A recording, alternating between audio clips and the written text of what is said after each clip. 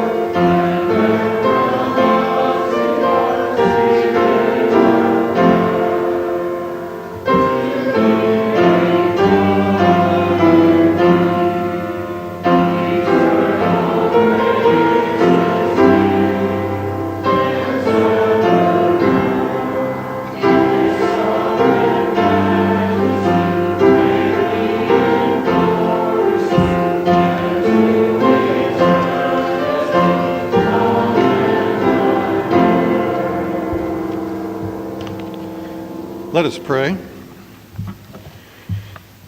Heavenly Father, you are the great creator, the great I am.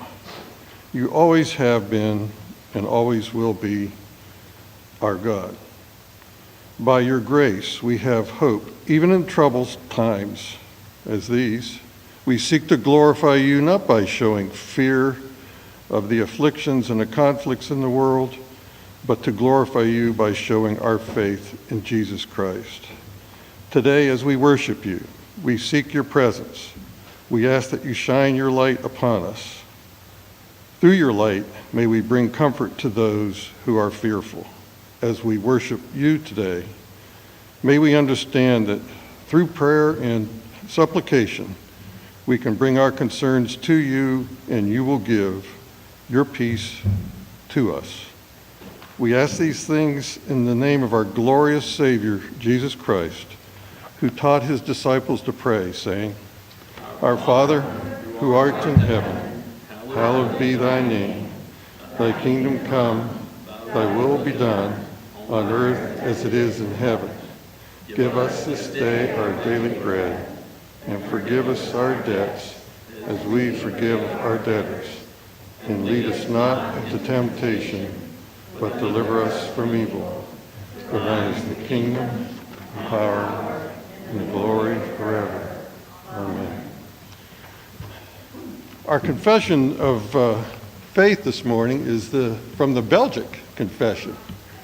And it's one that I don't believe we've ever used in a worship service here at Scots Kirk. So I think putting it a little bit in context is important. It was written in 1561 to provide a clear and comprehensive statement of the Reformed faith during the time of the Spanish Inquisition in the Netherlands and Belgium. Its author is a a man by the name of Guido de Brees. He was born in the Netherlands. He found his faith studying Martin Luther, but he eventually ended up studying under John Calvin in Geneva. Became a Presbyterian minister, and during these difficult times, he was a minister in England and the Netherlands and in France, I believe. And he was constantly in fear of his life and being arrested during these times of persecution. And he wrote then this confession of the Belgic Confession to try to convince the King of Spain, for one reason for writing, try to convince the King of Spain that the Protestants, the Calvinists, were not rebels. They were faithful followers of Scripture. There was nothing to be afraid of. They weren't like the Arminians or others. There was nothing to be afraid of. Well, it didn't work out for him in that way, in a secular way. He was arrested, thrown into jail. He was convicted and hung in the Spanish Inquisition. He was buried in a shallow grave. His remains were eaten by dogs and wild animals. But when he was in jail, almost like the Apostle Paul, he was faithful to the very end. His letters to his wife were outstanding, showing his faith in what Jesus had done in his place in eternity. Even to the very end, when he was standing on the scaffold and he was pushed to be hung, he was actually standing there preaching the word to the people who had gathered to see him hung. Oh, would I have that kind of courage and faith to show people. And I think knowing that in this Belgic Confession, which is used by Reformed churches, obviously we're using it throughout the world today, having that in context, I think, gives a bit more meaning as we're about to recite it together. And it's actually Article 21A. So let's read this together. We believe Jesus Christ is a high priest forever, according to the order of Melchizedek, made such by an oath, that he presented himself in our name before his Father to appease his wrath with full satisfaction by offering himself on the tree of the cross and pouring out his precious blood for the cleansing of our sins, as the prophets have predicted. For it is written that the chastisement of our peace was placed on the Son of God, and that we are healed by his wounds. He was led to death as a lamb. He was numbered among the sinners and condemned as a criminal by Pontius Pilate, though Pilate had declared that he was innocent. So he paid back what he had not stolen, and he suffered the just for the unjust in both his body and soul, in such a way that when he senses the horrible punishment required by our sins, his sweat became like big drops of blood falling on the ground. He cried, my God, why have you abandoned me?" And he endured all this for the forgiveness of our sins. Please be seated. We'll have the children's sermon now, and if you want your children to come forward, they can.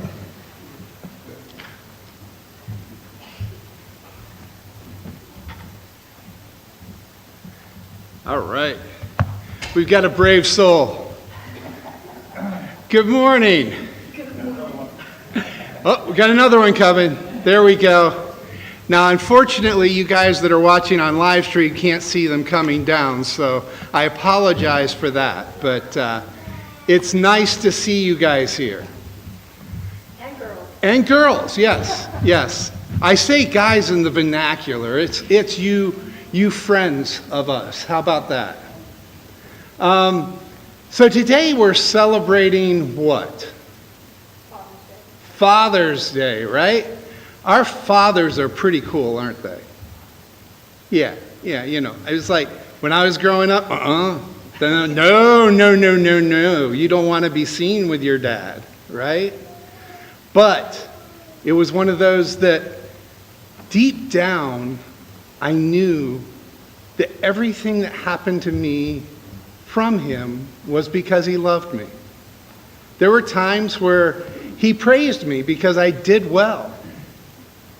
But there were a lot of times where he disciplined me because I wasn't doing what I should do. Now, I thought he was pretty mean when he did that. But as I got older, I had to go to my dad and apologize because I was so hateful to him sometimes.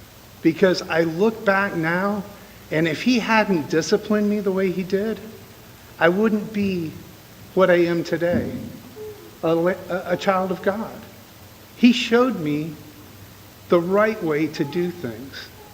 And our Heavenly Father does the same for us. He praises us. He wraps us in his love. But he reminds us, by being his, there are certain things that he wants us to do. And if we don't, there are consequences for that. So just remember that when your dad disciplines you, it's not because he hates you.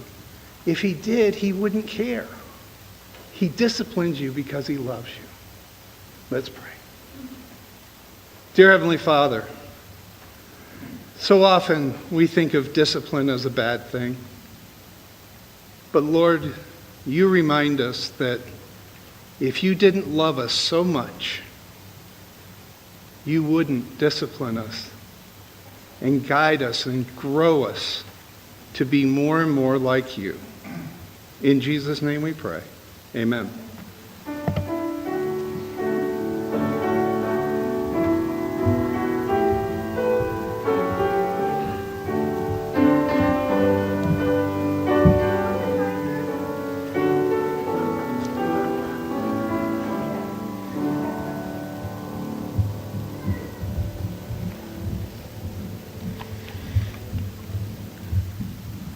Our scripture reading this morning is from the prophet Isaiah, chapter 53, all 12 verses. Isaiah 53 should be very familiar to us committed Christians. It's often quoted. Interestingly, it is so powerful, it is exalted by many and ignored by others. Believers in the Messiah revel in this great section of Isaiah. Jews, however, who reject Jesus as the Messiah, refuse even to read Isaiah 53 in their synagogues. Although this section is written by the prophet Isaiah, many theologians refer to it as gospel and not prophecy. Hear the word of God. Who has believed what he has heard from us? And to whom has the arm of the Lord been revealed? For he grew up before him like a young plant, and like a root out of dry ground. He had no form or majesty that we should look at him, and no beauty that we should desire him.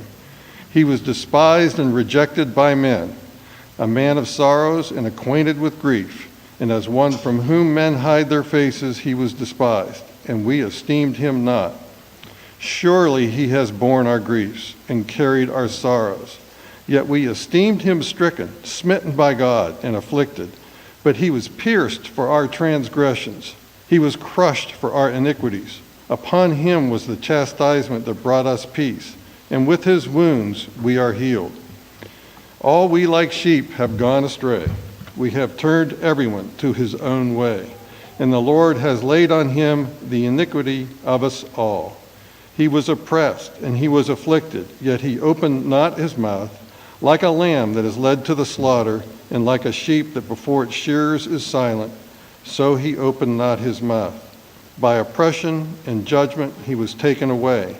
And as for his generation, who considered that he was cut off out of the land of the living, stricken for the transgressions of my people, and they made his grave with the wicked and with a rich man in his death, although he had done no violence, and there was no deceit in his mouth.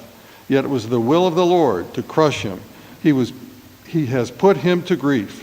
When his soul makes an offering for guilt, he shall see his offspring. He shall prolong his days. The will of the Lord shall prosper in his hand. Out of the anguish of his soul he shall see and be satisfied. By his knowledge shall the righteous one, my servant, make many to be accounted righteous, and he shall bear their iniquities. Therefore I will divide him a portion with the many, and he shall divide the spoil with the strong. Because he poured out his soul to death and was numbered with the transgressors, yet he bore the sin of many and makes intercession for the transgressors. The grass withers, the flower fades, but the word of our God shall live forever.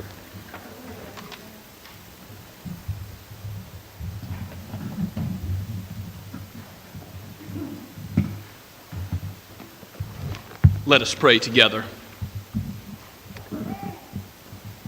O Lord, our Lord, how majestic is your name in all the earth. It is good to come before you, to declare your greatness, to declare, Father, Son, Holy Spirit, your perfections, your beauty, your goodness, your justice, so that Christ himself was given, the just for the unjust, to forgive our sins, to save sinners, enemies that he called friends. What a salvation, what a redemption this is. And so we come today not in any standing of moral uprightness in ourselves, but in the righteousness of Christ, in his sinlessness in thought, word, and deed, all of his life, and in his atoning blood, which he presented as the spotless Lamb of God, as a once-for-all sacrifice, so that we might be cleansed from our past and present and future sin. O Lord, you are to be glorified, even as the angels glorify you in heaven. Let us now join with them to proclaim, Holy, holy, holy is the Lord God Almighty, who was and who is to come. Oh, Father, guide and direct us as your people by your word, that we would receive that which is better than silver or gold, that which is sweeter than honey from the honeycomb, and that it would penetrate our hearts, that we would not only be hearers, but doers of it. Help us, Father, to mature as the sons and daughters of the Most High that you have called us to be, to walk according to the truth which you have written and you have generously given to your church. Lord, if there are any who have not yet come to know Christ as their Lord and Savior, open their hearts today to receive what is preached and be present amongst us. Abide with us, whether meeting online or here in this room. Lord, be present with your people to bless, to grow us in the knowledge of the Lord Jesus Christ, to mature us as saints. For this is your day, and we rejoice and are glad in it. Father, we thank you for our fathers, and we pray that you would help us to lead and guide our children in the ways of wisdom, not according to folly, but according to the wisdom that comes from on high, from you. Father, we thank you for the children in this congregation. We think about how Jesus called us to have a faith that is not childish, but is childlike, is humble, and simply trusts in your word, leaning not on our own understanding as if we would be the final judge, but Lord, going to you and knowing that you are the judge of all that is right, all that is true, all that is beautiful, all that is good, and looking to you for understanding, to understand this world aright, looking through the lens of your word at all things. Help us, Lord, to do that as a people, as Scots Kirk. Help us as a congregation. Help us as leaders, as those who are called to be elders and deacons. For those you will raise up to leadership in the future, we pray for them even now, as we pray for those currently in office. Oh, guide us by your wisdom, O Lord.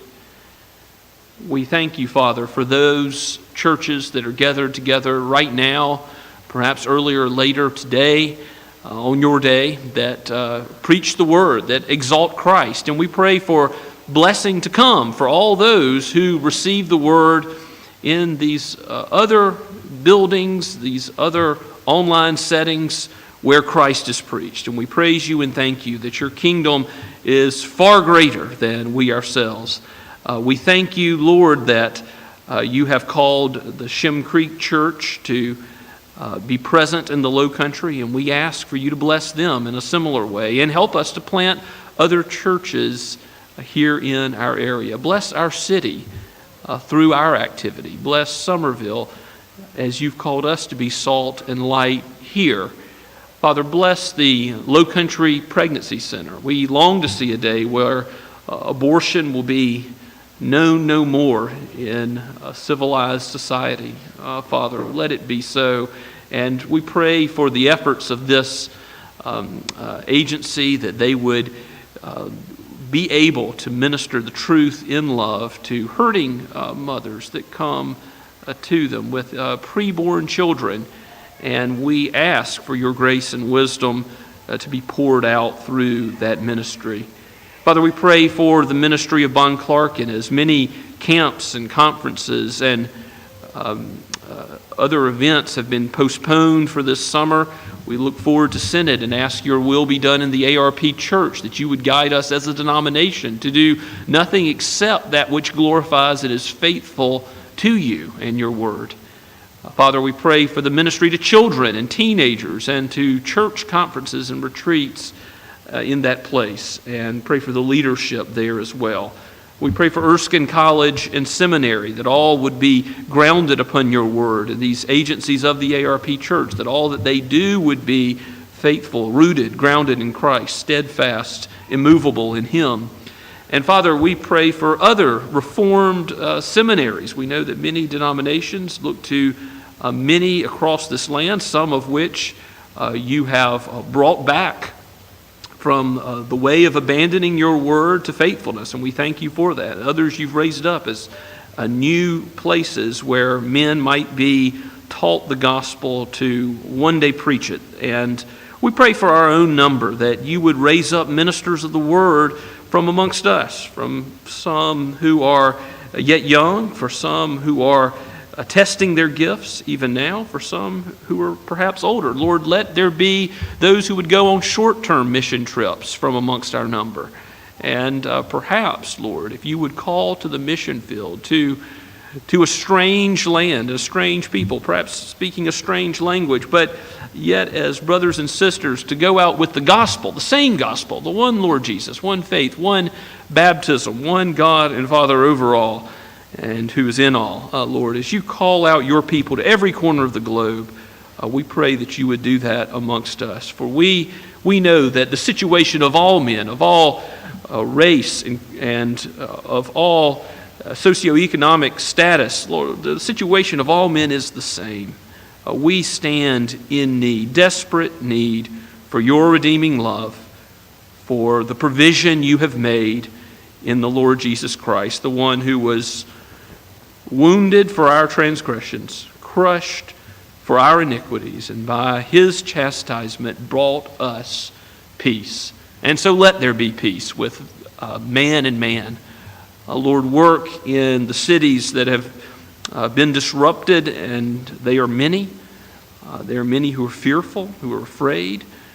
We pray for safety from this virus, as well as we pray for the situations facing small businesses and the riots that are occurring. Lord, let your justice be present in our society. We long to see more of it. There is too much sin. There is too much sin in our own hearts and in this world.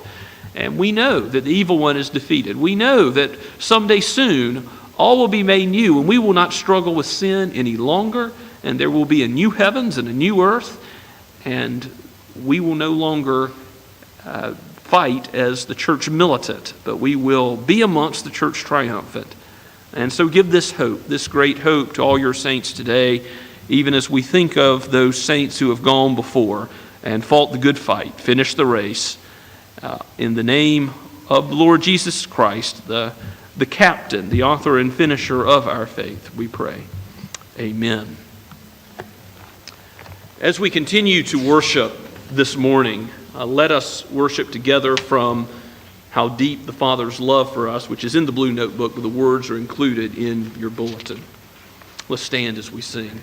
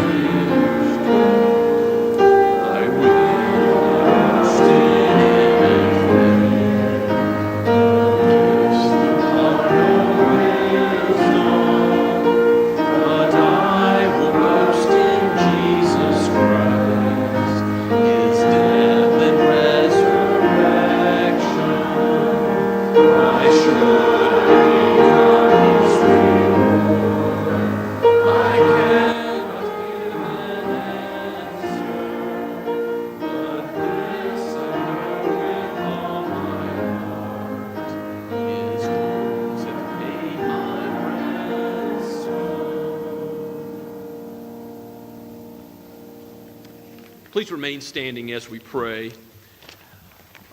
Oh, Father, you own this world and all that is in it. You have generously given your only beloved Son. How will you not also with him not give us all things? You are the Lord who will one day give us life with you, communion with you, the knowledge of your face. And in your heaven there are many mansions which you have prepared, many places you have prepared for your children. So let us go now with the gospel that you have given us and use the talents and gifts and energy. Let our lives be living sacrifices for you, because you have given them to us so that we might glorify you. And let these tithes and offerings be used not for the will of any man or church or denomination, but for the glory of the Lord Jesus Christ. For we pray this in his mighty name. Amen.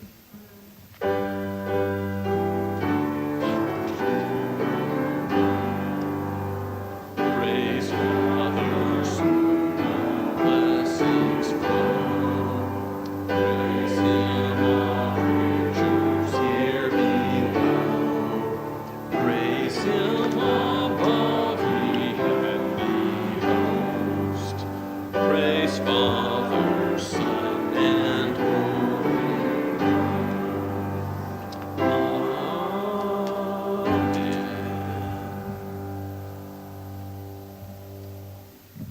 Please be seated and turn with me, if you will, in your copy of God's Word to Colossians. Colossians chapter 2.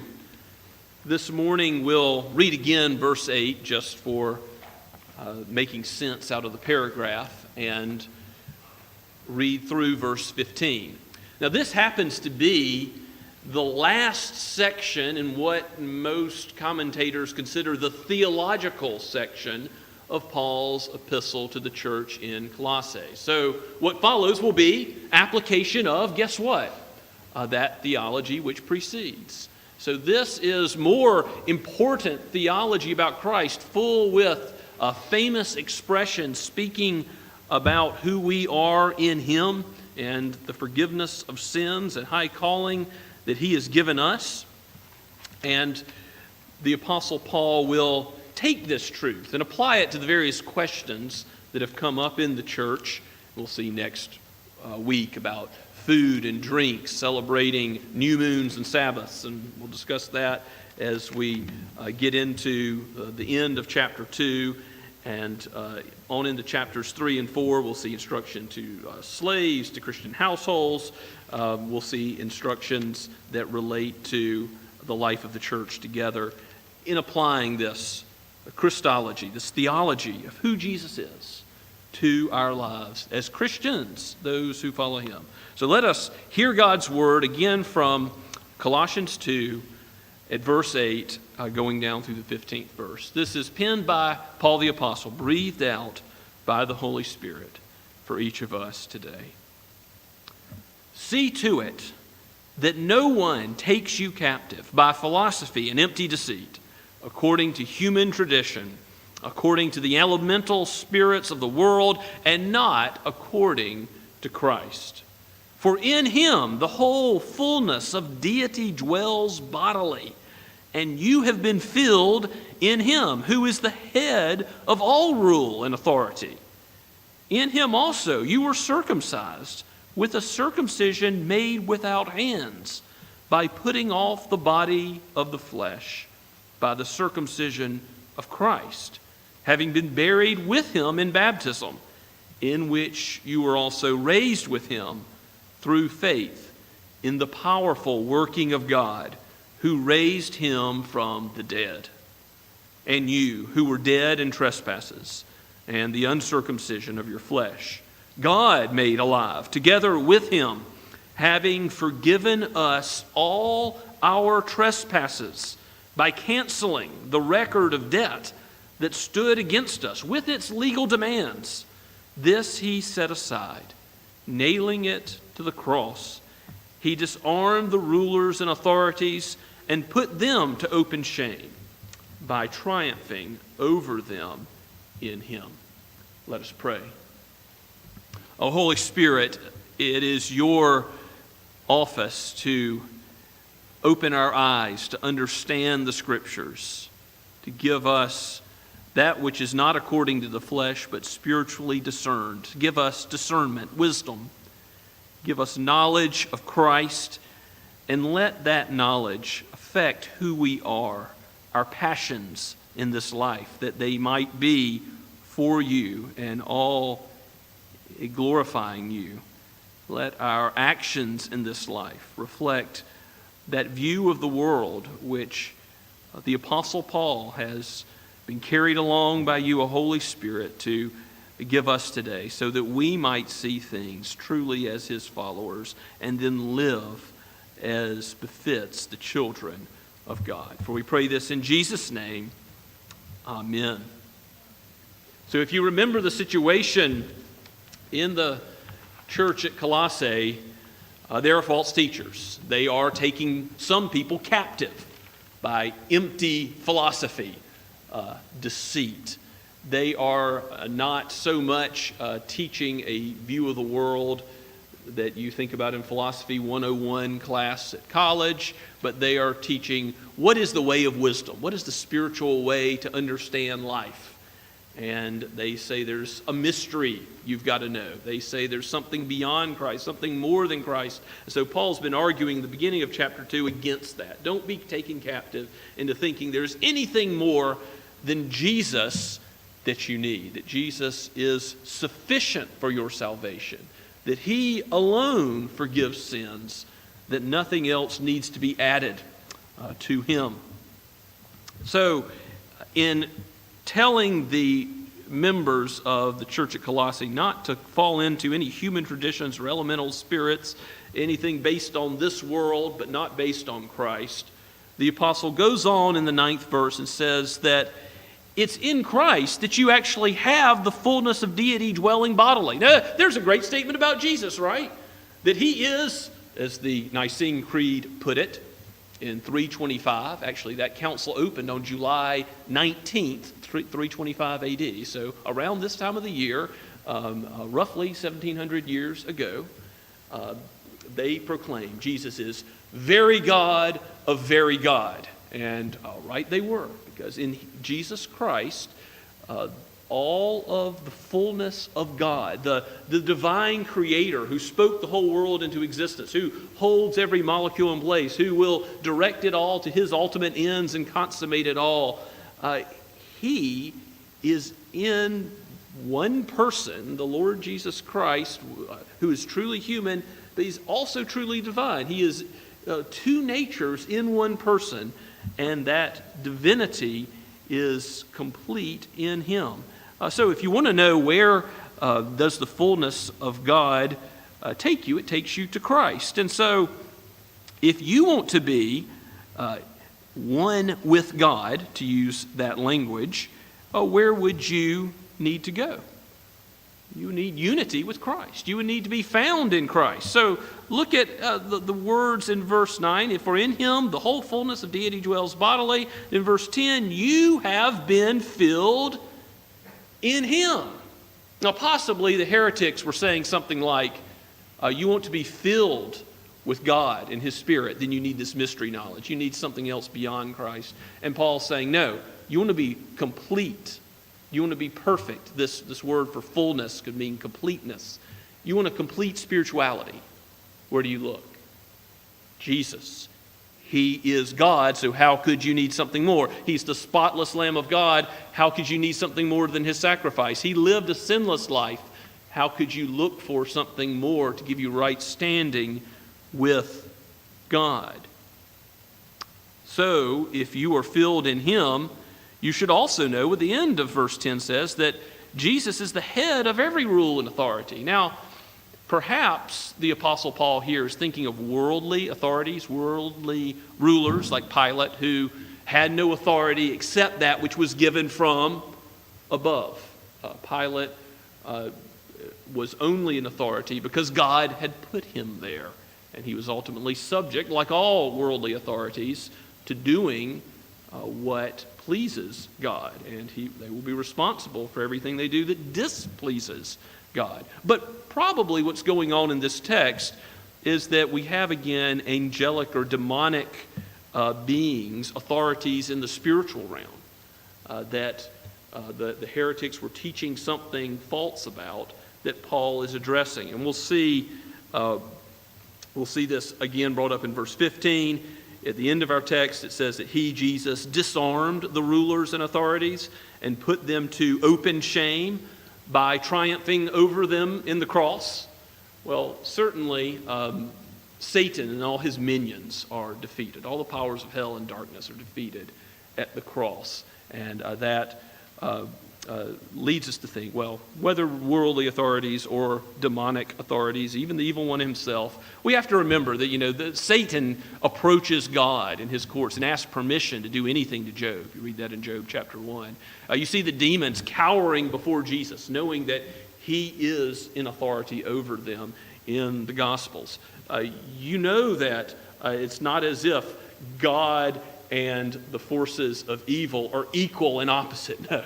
They are subject to the Lord, who in this world has allowed evil for a time, but is using it for his good ends, even taking it on in the cross, and even Jesus defeating it, taking on the punishment of our sin for us. So this ultimately should give the church comfort that whatever persecution might come, whatever angelic beings might do to them. Maybe they're worried, what will Satan do to me? What will Satan's demons do to me if I am going to cast my lot with Christ? Well, guess what? Christ is the head of every worldly and angelic and spiritual authority. He is in charge. So verse 11, in him you were also circumcised.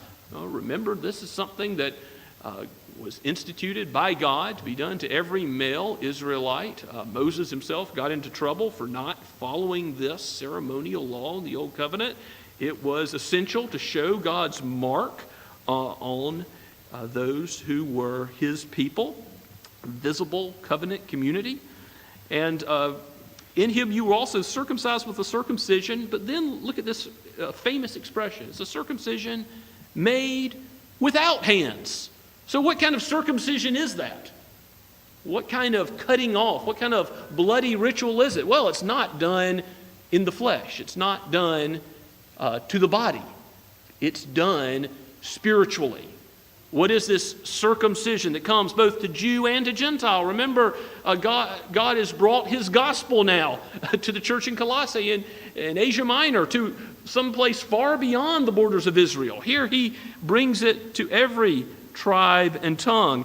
And in that context, he's saying, Gentile believers, you're given a circumcision. You're marked out as who? The people of God. You're marked out just like a Jew to be God's chosen. A circumcision not made with hands. Now, there was a sacrifice. There was a bloody sacrifice that was given for those who get this circumcision not made with hands, because there was a putting off of the flesh by the circumcision of Christ. We are changed in our orientation of being fleshly to spiritual because Christ gave up his body to die. He was buried for 3 days. He was in the heart of the earth, and then God raised him to life again. But Christ took on the punishment for our flesh so that we wouldn't live according to it any longer, so we would be made new creatures in him. This putting off of the flesh, I think, refers to the body of Christ. And by his circumcision, it's talking about what Jesus suffered outside the gate, what Jesus suffered on the cross. That was the true circumcision, the bloody sacrifice of Calvary, that which he did not deserve. He was condemned as a criminal, just as we heard from the Gospel of Isaiah, read earlier in your hearing. This was God's inflicting the justice, the wrath that we have earned by the wages of our sin, which is death, Romans teaches. And Christ took it on for us, for our salvation, for the forgiveness of sins. And of course, that's where Paul goes with this. He talks now, having brought up what Christ did as his sacrifice is given to both Jews and Gentiles. Look at verse 13. He's going to go to the right of the heart of the forgiveness of sins. And you who were dead in trespasses, that reminds you of Ephesians chapter 2, doesn't it? Right? The same language that Paul used to the church in Ephesus. You who were dead in trespasses, not just sick, not just needing something added on to your life for true spiritual progress, but without hope in this world except for the work of Christ. You who were dead in trespasses and the uncircumcision of your flesh, the uncleanliness, being separated out, called not the people of God. You who were dead and uncircumcised in the flesh, God made alive together with him. You were dead and God made you alive. As Ezekiel chapter 37 talks about the dry bones in the valley. He says, Ezekiel, the prophet, says, Lord, can these bones live? God asks Ezekiel that, and he replies, Lord, you know. And what's the answer? Can the bones live? Can that which is dead be made alive again? With God, with man it may be impossible. But with God, all things are possible. And you see that great picture of flesh and sinews coming onto the bones so that they live again. It's a picture of the gospel. It's a picture of what God does to us spiritually when we come to believe in Christ as Savior. When we come to know him as our Lord and the one who forgives our sins. So God has taken us out of the kingdom of darkness into the kingdom of his beloved Son. He's made us alive together. We were who were dead. And he has forgiven us all of our trespasses. I've got a quick little excursus here. You might say, trespasses are debts in the Lord's Prayer. I suppose that if you've been attending Scots Kirk for a while, you say debts, but I know if you've been praying the Lord's Prayer for a while and you grew up in another tradition, you might say trespasses. That's okay. It means roughly the same thing, doesn't it? That we owed something to God and we didn't pay it in terms of a debt. Punishment was due us. Christ took that punishment. Now, a trespass is we went beyond where we should have gone. We owed God obedience, but what did we do instead of giving the obedience owed? Again, I'm trying to connect the debt language to the trespass language. We went on ahead. We went our own way. We transgressed His law, positively breaking it, and then we also failed to do it. We failed to do the good which was required of us, to love God and to love our neighbor as we ought. So Christ has lived the life we should have lived. He died the death we should have died. He is our substitute, and you can't miss that in Isaiah 53, can you? That substitutionary language again and again, the just for the unjust, wounded for our transgressions. His chastisement brought us peace. All these expressions over and over again tell us that Christ is the substitute. And that should be no surprise, because what does the old covenant teach? Through the sacrificial system. Why were there sacrifices offered up for the people of Israel? Priests, day after day, another lamb, another goat, another bull slaughtered. It's so Israel would see this is what sin deserves. And there's got to be another to take your place. And of course we know it's not ultimately the blood of bulls and goats that took away sin, but they pointed forward to Christ. Those were the shadow. Christ is reality. The reality is here. And so our debt is canceled. That wonderful expression in verse 14, that by Christ, the way He forgives our trespasses, the way He takes away our debt, the way He pays it and says it is finished, is by canceling the record that stands against us. It's a record of debt that stood against us with all of its legal demands. Was God right to say, you have sinned, therefore what you justly deserve is death? Yes, God is right to say that. God is absolutely just in condemning the guilty. And Jesus cancels all of that. He pays it all on the cross. With that cry, it is finished, he uses a legal term, a banking term, saying it is paid. It is done.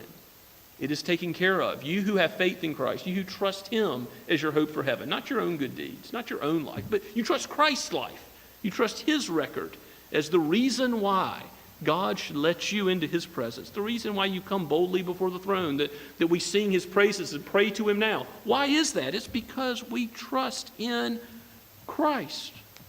What a Savior this is. And there are many hymns that glorify the nature of Christ and the forgiveness of our sins and how amazing that is. But I have to think of Rock of Ages. Nothing in my hand I bring, nothing else besides Christ. Simply to the cross I cling.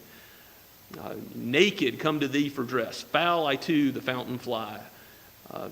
Without Christ, indeed we do die. That hymn rings true and reflects this great cancellation of debt that Paul puts before us as the heart of the gospel this morning. He sets all the legal demands aside. Our death that we should have died by nailing it to the cross. And what an expression that here they thought the powers of hell, powers of Satan and his demonic armies thought that they were winning the battle over Jesus by putting nails into His hands and His feet and piercing His side. But no, by those nails, our sin was being held there. We were being forgiven. We were the saints of God of all time, Jews in the Old Covenant, other Gentiles that did believe and came into Israel. Then after the New Covenant, any Jew or Gentile who's brought in, every place all over the world, all over the Roman Empire, and indeed the whole world, any who believe in Christ have their sin nailed to the cross in Christ. And so Paul thinks ahead to the implications of this. well, there's an implication on the cross when it happened. Satan is defeated. But in the long term, that defeat will be made apparent to all.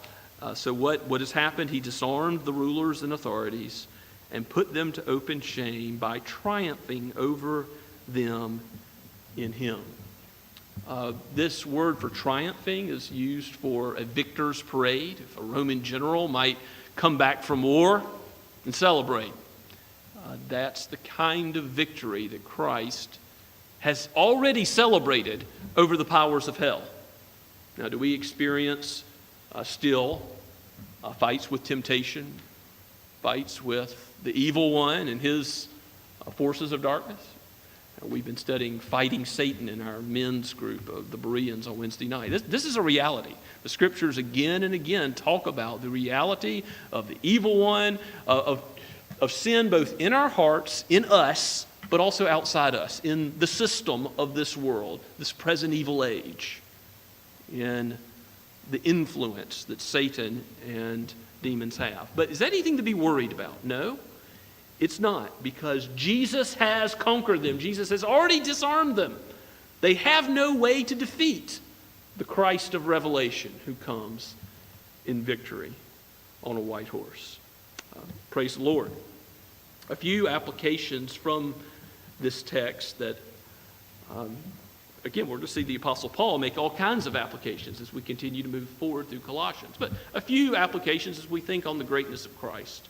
In our culture today, there is a tendency to want to think about being spiritual or being religious without being a Christian who belongs to an organized church, who hears from Christ and his word alone, but also hears from other sources, other sacred texts. Perhaps the New Age movement, gained some popularity in the 60s, and going forward to today has had an influence here. Think about even, your yoga studio in Somerville might say something like Namaste. The light in me is the light in you, or vice versa. There's a oneness. There's this presumed spirituality that all is one, and in you there's a light of God, in me there's a light of God. And this kind of way of thinking in terms of being spiritual but not religious in the Christian sense, I think is one that affects our culture. People are not saying that Christ and his exclusive claims to be Lord and Savior are good enough. They want something more. They want something added. Many different ways to go to heaven, not one way, one truth, one life, one name under heaven by which men can be saved, what the Scripture says.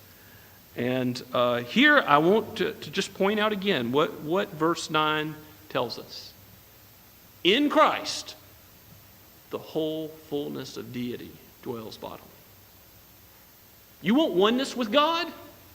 Well, I've got news. You're not God. The trees aren't God. The bushes aren't God. The grass isn't God. Christ is God.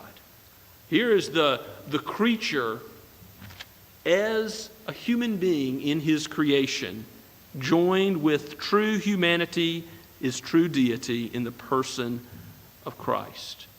To be one with God, and to be one with God forever, to enjoy his fellowship in heaven, we need to be branches on the vine. He is the vine, we are the branches. He says in John 15, this unity only comes by faith. It only comes by spiritual circumcision, which is walking away from sin, walking away from the old life, and turning to Christ and trusting in him to walk in a spiritual newness of life. Now, that's not something you can do. Why? Because you're dead. But we have good news for our neighbors. The Holy Spirit brings the dead to life. The Holy Spirit uses this word that we're preaching today, this word that indwells you, the Christ that indwells you, to bring to life those who are dead. This is good news as we minister to a culture that may be spiritual but not on board with biblical Christianity. May we minister to them in a way that reflects the truth of all deity being found in Christ alone, and with love and humility and respect and meekness. Applications we can make from this text. How can we ourselves remain immovable, steadfast when we're on the course of the Christian life and temptations come up, when sin seems to overpower? Well, we can certainly remember the scripture that says that no temptation has overtaken us except that which is common to man. And when God presents you with a temptation, what does he also present? A way out of it, from under it. And that's true, but we should also remember what this text teaches us about Jesus being the head over all rule and authority, about how he's disarmed all rulers and authorities. Satan himself, Satan's minions, and yes, any human rulers, whatever, worldly governments might do in persecuting Christians, and it may be severe. We know that from history. We don't know what will come in the future of this land, do we? But we should know now that Christ is in charge of every human and demonic authority. And we are in his hand. And he will not let us go. There's nothing that can separate us from his love. That's encouraging. We are made complete in Christ. That we therefore ought to be strong in him. Turn with me to Ephesians 6, talking about fighting Satan. The armor of God is a passage which has come up often in our men's small group. I'll just read for you Ephesians 6, starting at verse 10. But listen to what Paul says here after just hearing what he says in Colossians.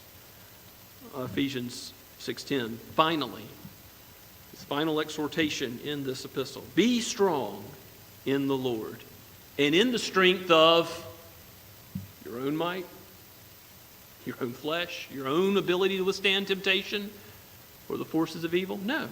Be strong in the Lord and the strength of his might. How can you overcome temptation? How can you actually change as a person and become more like Christ when some temptation seems to come up again and again in your life? How can you change? Is it through some special psychological, do a 12-step path? No. The path to change is through the Holy Spirit. It is spiritual power. It is the Christian's hope of the Lord and his strength that we have to actually overcome temptation and be different. Let old habits go, to walk in newness of life in Christ, to which we are called. And so it's in that context that Paul says, well, put on the whole armor of God, that you may be able to stand against the schemes of the devil. Verse 12, for we do not wrestle against flesh and blood, mere human issues, but demonic, but against the rulers, against the authorities, against the cosmic powers over this present darkness, against the spiritual forces of evil in the heavenly places. Therefore, take up the whole armor of God, that you may be able to withstand in the evil day, the day of trouble, the day of strong temptation, of darkness, of despair, of hopelessness, that in the evil day you may be able to stand, and having done all, to stand firm. Stand therefore, having fastened on the belt of truth, having put on the blessed breastplate of righteousness. What is the blessed breastplate of righteousness if that is not Christ himself? Righteousness comes from Christ. Put on the shoes for your feet. Put on the readiness given by the gospel of peace in all circumstances. Take up the shield of faith. It is faith in Christ that secures us. And with that shield, you can extinguish all the flaming darts of the evil one, and take the helmet of salvation and the sword of the Spirit, which is the Word of God. Praying at all times. Now, Paul sort of throws praying here. I mean, we just talk about the Word as the offensive weapon, the Spirit of the sword of the Spirit, but he throws in prayer as sort of what undergirds the whole armor. You're to be found with faith in Christ, always in communication to him, because you're connected with him. You are connected by union with Christ, by your faith, to the fullness of deity. So don't neglect this great privilege we have of prayer. And that's especially true when there's temptation. How are you going to fight temptation if you don't pray to God and ask for his strength and power and might? How will you expect God to strengthen you if you're not in his word and joining that with prayer? He will use these things to change who you are by the work of the Holy Spirit. So use the sword of the Spirit, His Word. Pray at all times in the Spirit, the same Spirit who gave the Word. And with all prayer and supplication, to that end, keep alert with all perseverance, making supplication for all the saints. Pray for one another. Don't just pray for yourselves and your own spiritual battles. Pray for one another. And Paul even goes on to say in verse 19, and also pray for me. Pray for your leaders. Pray for those who shepherd the flock, that words should be given to me in opening my mouth boldly to proclaim the mystery of the gospel, for which I am an ambassador in chains, as the gospel goes forward, even while Paul is in prison, that I may declare it boldly as I ought to speak. Well, this life that we have in Christ and a deadness to sin also ought to give us encouragement even when we do fail. When we have sinned against God and know our guilt, what can we say when the tempter wants to throw that in our face? My sin is nailed to the cross. I am spiritually circumcised, and a circumcision without hands in Jesus. I am marked out as God's child. I am marked out as one of His people. I'm His, and then nothing can take that away. As the other hymn that I've quoted in your outline, "In Christ Alone," says, "No power of hell, no scheme of man can ever pluck me from His hand." Quoting from Romans chapter 8. The victory parade is Christ. We cannot be taken away from His love. So that means when we fail, we can go to Him knowing that our sin is forgiven, and with thanksgiving worship Him even though we come a sinful people, a frail people, a broken people, an evil people. Christ, it says, how then can you, even being evil, speaking of fathers, give good gifts to your children? Well, as a father, I recognize that's where I am. I am evil, a sinner. I have a heart that's desperately wicked. And yet even an earthly father knows how to give good gifts. And so Jesus makes the application that how much more will your good heavenly Father not give you good gifts?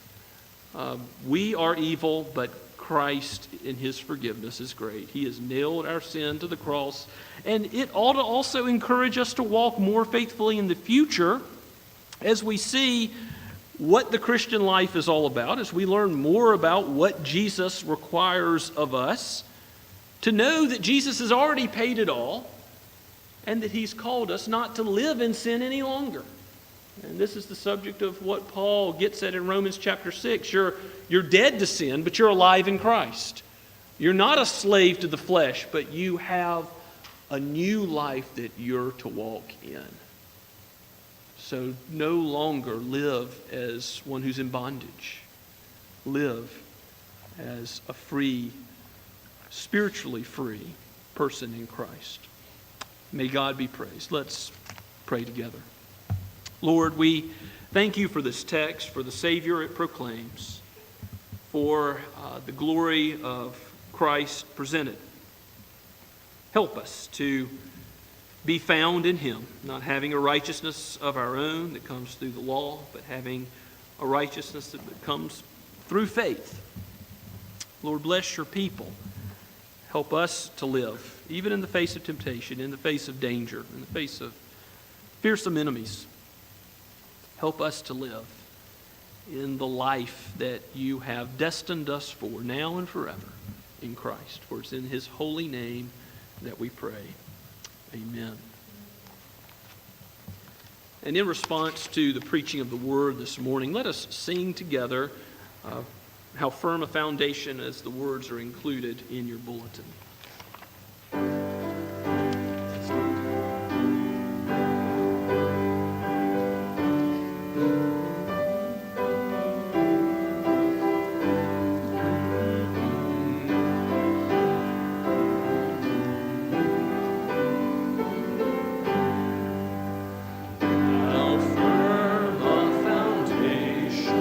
Saints of the Lord, He is laid for your faith.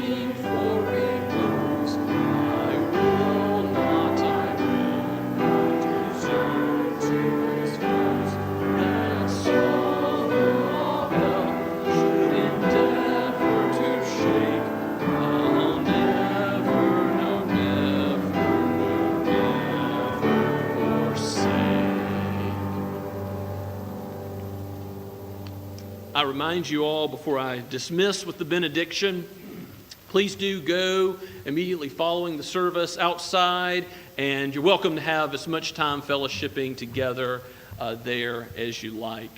Now receive the blessing of God. Now may the God of peace, who brought again from the dead our Lord Jesus, the great shepherd of the sheep, by the blood of the eternal covenant, equip you with everything good that you may do his will, working in us that which is pleasing in his sight, through Jesus Christ, to whom be the glory forever and ever. Amen.